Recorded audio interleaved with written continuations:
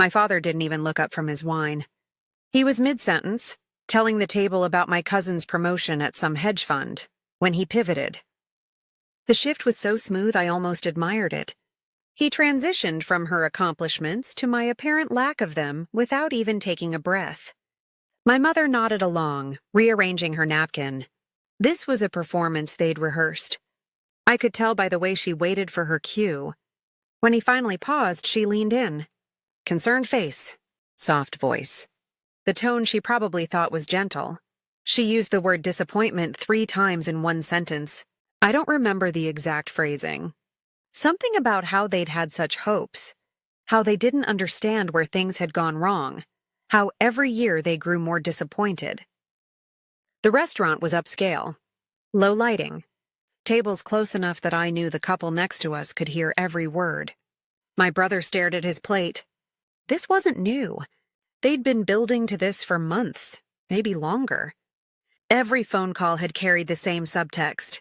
Every holiday visit had included some version of the intervention talk. But doing it here, in public, at a dinner they'd insisted on hosting, that was a choice. I reached for my wallet and everything changed. I didn't raise my voice. Didn't argue. I just signaled the waiter and asked for the check. My father started to protest, said he'd invited us, said he'd take care of it. I smiled and told him I had it covered. The bill came. It was steep.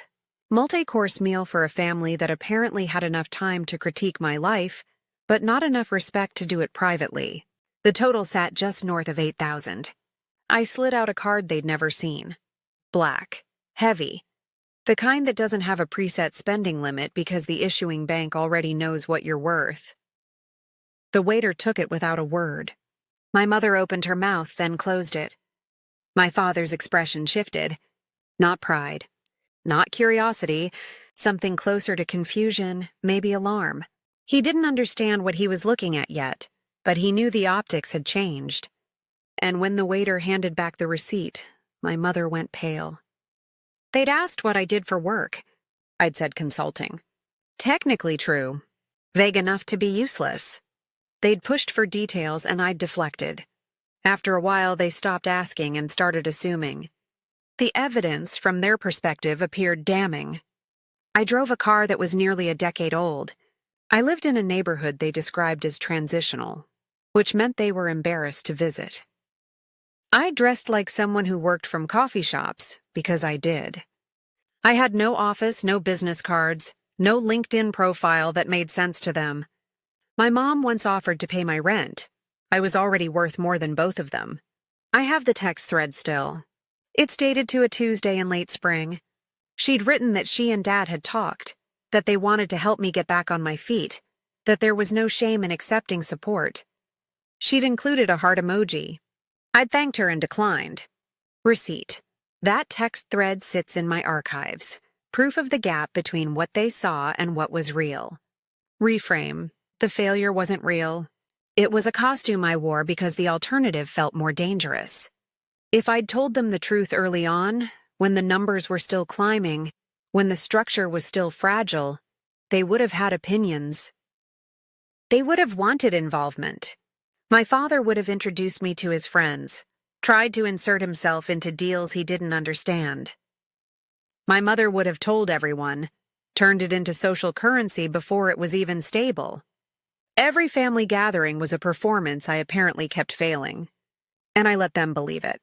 I showed up in the same jeans, gave the same vague answers, endured the same concerned glances. It was easier than explaining that I'd built something they couldn't touch, couldn't control, couldn't take credit for. The cost was higher than I wanted to admit, but I had my reasons for keeping quiet, and none of them were shame. I started with $200 and a hunch that everyone else thought was idiotic. The model was simple, arbitrage, but in a market most people didn't know existed yet. I'd spotted the gap during a contract job that had nothing to do with my degree. Saw the spread, saw the opportunity, ran the numbers until I couldn't poke holes in them anymore. I filed the LLC paperwork on a Sunday. No partners, no investors. No one who could second-guess me or dilute the vision or insist on being reasonable. Just me and a business bank account that started with barely enough to cover the filing fees. The early months were a controlled burn. I tested the model on a small scale, refined the process, automated what I could. The growth was exponential but quiet. I have a screenshot from that period, saved more out of disbelief than anything else. Receipt. The balance went from barely 3 figures to something I had to read twice to believe. While they planned interventions, I planned acquisitions. My mother was calling my old roommate, trying to figure out if I was depressed. My father was sending job listings for entry-level positions at companies where he knew someone in HR. And I was sitting in a co-working space, negotiating terms on my second acquisition. I didn't tell them because I knew they'd find a way to ruin it. Not maliciously. They'd just make it about them. They'd want to celebrate in ways that felt like exposure. They'd give advice I didn't ask for, based on experience that didn't apply. They'd treat it like it was theirs to be proud of, instead of mine to protect. So I went silent. No updates. No breadcrumbs. I let them think I was floundering while I was building something they couldn't even conceptualize. The isolation was absolute. Every win happened in a vacuum. Every milestone passed without witness. By the time they staged that dinner, I'd been running in silence for 3 years. The third acquisition closed on a Tuesday. I didn't tell a soul. It was the one that changed the math. The first 2 had been strategic, proof of concept with decent returns. The third was different, bigger, riskier, the kind of move that either validates everything or wipes you out. It validated everything. The wire confirmation came through while I was sitting in a park, eating a sandwich that cost less than the transaction fees I'd just paid. I read the email twice. Then I closed my laptop and went back to my sandwich. There was no one to call. I was signing term sheets in coffee shops while dodging my mother's calls about job interviews. She'd leave voicemails, long ones. She'd found a position that seemed perfect for me, entry-level but with good benefits. And did I want her to pass along my resume? I'd text back something non-committal and go back to reviewing corporate structures with a tax attorney who charged more per hour than she thought I made in a week. The cognitive dissonance felt almost funny. Receipt. I still have the email header from the wealth management firm. It's dated to early autumn. Subject line was a polite request for a meeting to discuss portfolio diversification strategies and estate planning considerations. The kind of email you only get when the algorithms flag your account as having crossed certain thresholds. The lawyer asked if I wanted to inform my family. I said no. This was during the structure phase, when we were setting up the entities to hold everything properly. He'd asked, in the way lawyers do when they're being careful, whether I had family who should be made aware. For estate purposes, for emergency contact purposes. I told him I'd handle it when the time was right. Reframe. I was beginning to understand that their concern had never really been about me. It was about control, about understanding, about fitting me into a narrative that made sense to them. And I'd outgrown that narrative so completely that there was no going back. The portfolio crossed $40,000 3 weeks before that dinner. The waiter's eyes widened when he saw the card name. It wasn't the card itself, though that was part of it. It was the name embossed on it. Not a personal name. The LLC, the primary entity, the one that held everything else. He processed it without a word and walked away. The silence at the table was loud. My brother was staring at me. My father had this expression like he was trying to solve a puzzle with missing pieces. My mother was still pale. When the waiter came back, he handed me the receipt with a kind of deference that hadn't been there before. My father tried to grab the receipt. I let him. He read it. Then he read it again. The transaction had gone through instantly. No decline. No verification call. Just approved, with a transaction limit notation that suggested the back-end credit line was considerably higher than the dinner bill. He looked up at me like I was a stranger. Receipt. The credit card receipt showed the charge approved without hesitation, linked to a facility that only gets extended when the issuing bank has verified liquid assets in excess of $40,000. I had the statement summary in my jacket pocket. I didn't show it to them then. Didn't need to. But it was there. 9 figures spread across multiple entities, all of which I controlled. All of which I'd built while they'd been planning their interventions. The statement summary sat in my pocket. 9 figures across 4 entities. My mother found her voice first. She asked what this was, what I'd done, how I'd done it. The questions tumbled out fast, overlapping. I kept my answer simple. I told them I'd started a business, that it had grown, that I'd been managing it quietly because I hadn't wanted the attention or the pressure. I didn't apologize, didn't justify, reframe. I wasn't lost. I wasn't failing. I was building something they couldn't see because they'd been too busy telling me who I wasn't. My father's face did something complicated. Not pride. Maybe anger, maybe embarrassment. He asked why I hadn't told them. Why I'd let them think I was struggling. I'd just handed them information I couldn't take back. My mother's voice cracked when she asked, "How long have you been lying?" No one said congratulations. That was the first thing I noticed. There was shock, confusion, a growing sense of what appeared to be anger. But not one person at that table looked at me and acknowledged what I'd actually accomplished. My brother spoke next. He said I'd been playing games, that I'd made them look like fools, that I'd sat through months of their concern and let them worry when I'd apparently been fine the whole time. He said it like I owed them transparency, like my life was a report I'd failed to file. My brother accused me of playing games. My father said I'd betrayed their trust. That word, betrayed, like I'd committed some kind of fraud by not giving them real-time updates on my bank balance. Like privacy was a moral failing. I asked what trust I'd betrayed. My father didn't have an answer.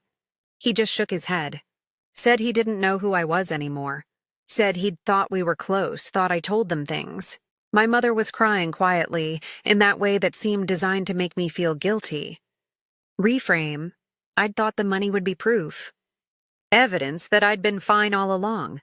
But they didn't see success. They saw deception. The meal was over. I stood up. Told them I'd covered the bill and that I hoped they got home safe. My father told me to sit down. Told me we weren't finished. I told him gently as I could that we were. I left the restaurant alone. They stayed to talk about me. I know because my brother texted me later. Said they'd stayed for another hour, trying to make sense of it, trying to figure out what it meant. He didn't say whether he'd defended me. I didn't ask. The fallout was immediate. My phone lit up over the next few days. Texts, voicemails. My mother wanted to talk. My father wanted an explanation. My brother wanted to know if I thought I was better than them now. 3 days later, my mother sent a text that made me realize I'd lost them anyway. The text was short. She said she needed time, that she didn't know how to reconcile the person she thought I was with the person I'd apparently become. She said it felt like I'd been lying to her for years. I read it sitting in an apartment I owned outright, in a building no one in my family had ever visited. I'd wanted them to be proud. Instead, they felt tricked. That's what I kept coming back to. I'd imagined a different version of this reveal. One where they were surprised, sure, but ultimately happy, relieved, proud even. Where the success reframed the silence as strategy instead of deception. That's not what happened. What happened was a kind of implosion. They couldn't get past the fact that I'd hidden it. Couldn't see the work, only the withholding. And maybe that was fair. Maybe I had underestimated what the silence would cost. Somewhere in those 3 years, I'd stopped hoping they'd understand. I have a journal entry from the middle of that period. I don't journal often, but I was going through something then, trying to figure out why I felt so alone despite everything I was building. Receipt. I wrote that maybe I was protecting myself, not just the business. The entry is dated to a night in winter. I'd just closed a deal that should have felt like a victory. Instead, I'd gone home and written about how strange it was to have no one to call. The money was real. The loneliness was realer. Every milestone happened in silence. Every breakthrough, every moment that should have been celebratory just evaporated into the next task. I told myself it was necessary, that I'd celebrate later when it was safe. But safe never came. Reframe.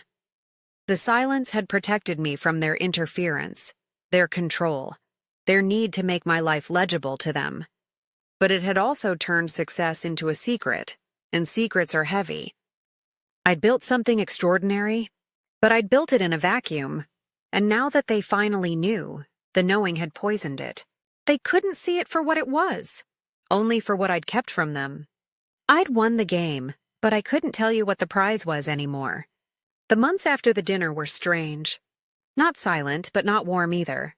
We were all trying to find a new equilibrium. My father called once, to ask for investment advice, not to apologize. He had a friend who was looking at a real estate deal and wondered if I had thoughts. I gave him a polite answer and kept it brief. He didn't mention the dinner, didn't acknowledge the blow-up, just moved forward like we could reset without actually addressing anything. I let him. Not because I'd forgiven it, but because I was starting to realize that the reconciliation I'd wanted wasn't coming. They weren't going to apologize for the years of condescension. I wasn't going to apologize for the secrecy. We were at an impasse, so I changed what I was asking for. I set boundaries I should have set years earlier, money or not. I stopped answering questions I didn't want to answer. Stopped justifying my choices. Stopped performing availability just to prove I was still part of the family. If they wanted to see me, I'd make time. But on my terms. My mother struggled with it. She'd send long messages about how families should be close, should share things, should trust each other. I'd reply with something brief and kind. I wasn't angry anymore.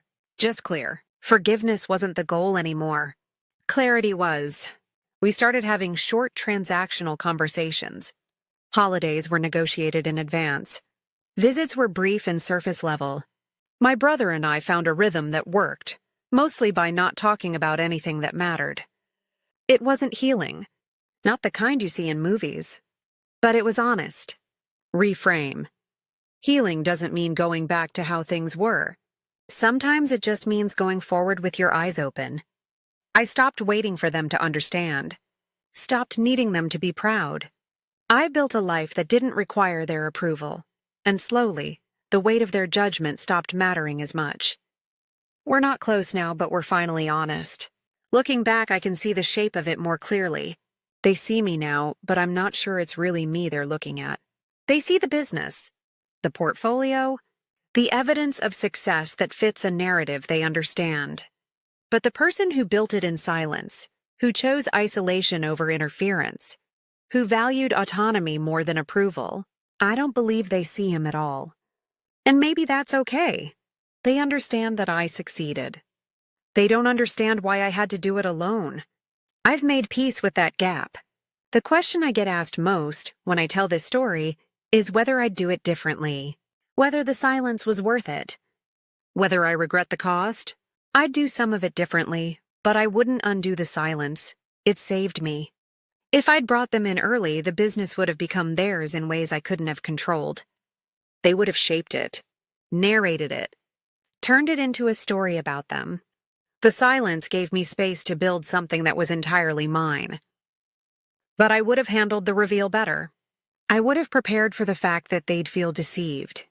I would have understood that no amount of success would erase the years of perceived dishonesty. I would have known that the moment I showed them that card, I was detonating something I couldn't rebuild. The card's still in my wallet. The dinner still sits in my chest. I'd do it again, but with my eyes open. Reframe. The failure was never mine. It was theirs. They failed to see me when it didn't come in a package they recognized. And I failed to accept that some people will only ever see what they're looking for. I've accepted the distance. We're family in name. We're polite. We're civil. But we're not close, and we might never be again. I chose peace over their approval. And in the end, that choice built everything. If your family can't see you, maybe it's time to stop performing.